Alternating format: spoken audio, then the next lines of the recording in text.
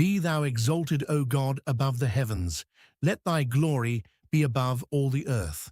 Psalm 57, verse 5. This verse sits at the center of this entire psalm, like a hinge on a door. David has just finished describing his enemies as lions, fire, spears, arrows, and swords. The picture in verse 4 is raw and specific. His soul sits in the middle of men who burn with hatred and carry weapons. Any reasonable person reading verse 4 would expect verse 5 to continue the lament, to press deeper into the darkness, to add more detail to the danger.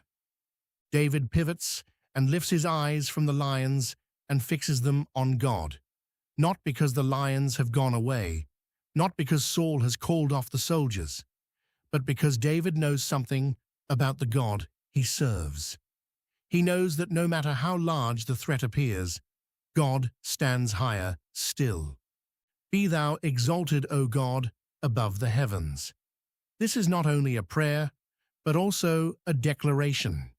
David is not informing God of something God does not already know. He is aligning his own soul with what is true.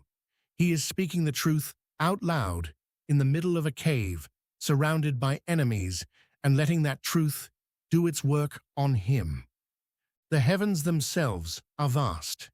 David, as a shepherd boy, spent nights under those skies. He knew their width.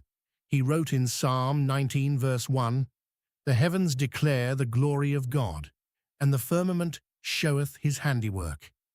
The heavens are not small, but David says God stands above them, above the stars, higher than everything the eye can see or the mind can measure. Let thy glory be above all the earth. The earth is where David's enemies operate and where Saul's soldiers march. The earth is where the cave sits, where the lions prowl, where the swords swing. And David declares that God's glory covers all of it. Every inch of the earth where David's enemies set their feet is ground that belongs to God.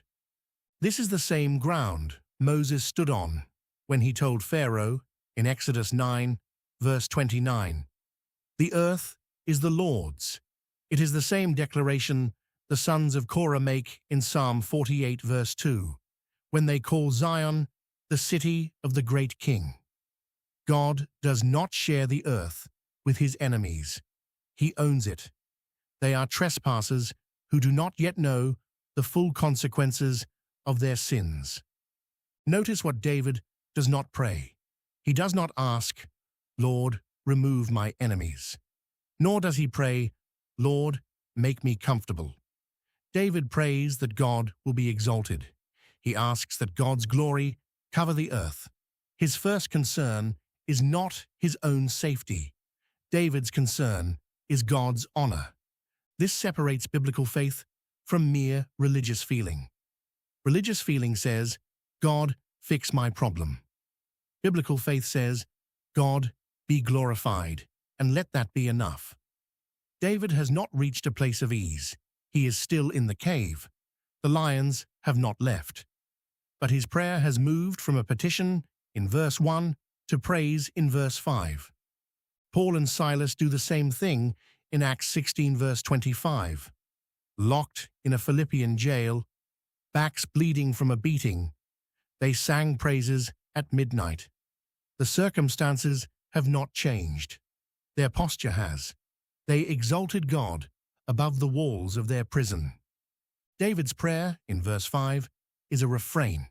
It appears again in verse 11, word for word. The repetition is deliberate. The psalm builds toward it and then returns to it. God is exalted above the heavens. God's glory is above all the earth. That is where David plants his flag.